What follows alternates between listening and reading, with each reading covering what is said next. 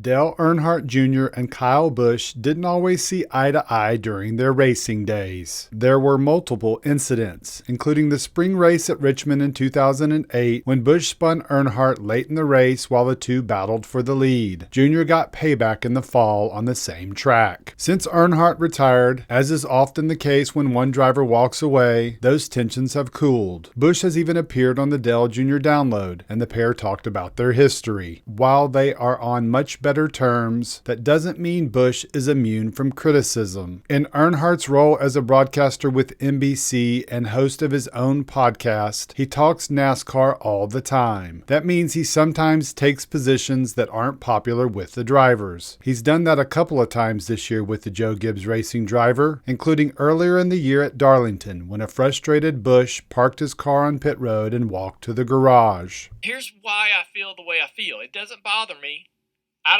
Of course, parking your car in the middle of pit road is not good, but it's because Kyle Busch did it that it doesn't bother me.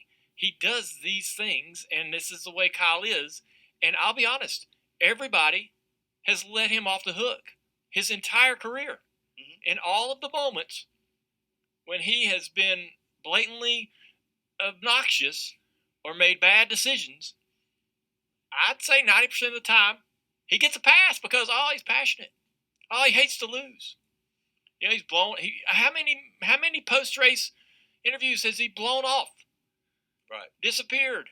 In addition to addressing Busch's behavior, Earnhardt has also talked about the other big Kyle Busch story this year, his future at Joe Gibbs Racing. Just last month at Michigan, Jr. noted during the Countdown to Green pre-race show that things appeared to be turning around for the driver and his future should be known soon. That's what a lot of people had been saying for months. Then, late last week, everything shifted. The rumors, which had been swirling for months, began to quiet down as two frontrunners were identified. Richard Childress Racing and 23XI Racing. Late on Thursday, after Stern's tweet, Earnhardt added a little fuel to the speculation fire when he sent out an emoji-filled tweet that appeared to indicate Busch would be going to RCR and the number 8 car. However, less than an hour later, he sent out another tweet and suggested the two-time Cup champion might be headed to 23XI. On Tuesday, Busch officially announced he would be joining RCR in 2023, confirming Earnhardt's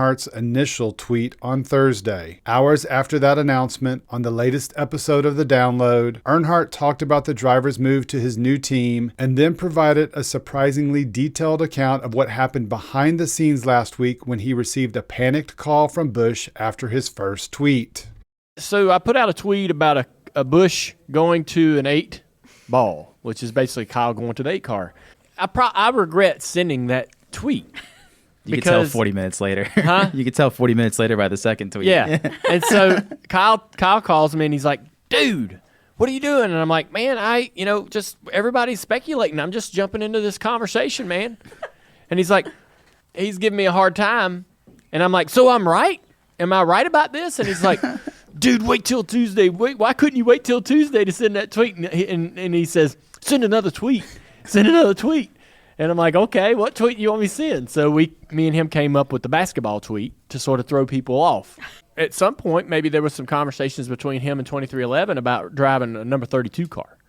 Actually, he told me, he's like, send a tweet with me going to the 45 car. And I said, well, that's your brother's car. Let's not do that. Now, knowing what was happening behind the scenes, it all makes sense. While the contents of that exchange between Earnhardt and Busch were intriguing, it still wasn't clear how it happened or the level of communication between the two former competitors. Interestingly, that was made clear when the driver appeared on SiriusXM NASCAR radio to talk about his move to RCR and who he went to for advice. My brother was definitely one that I leaned on and talked to and took some advice from. For him, he's made this transition between teams before, and so I felt like just kind of getting a sense from him would be a good place to start.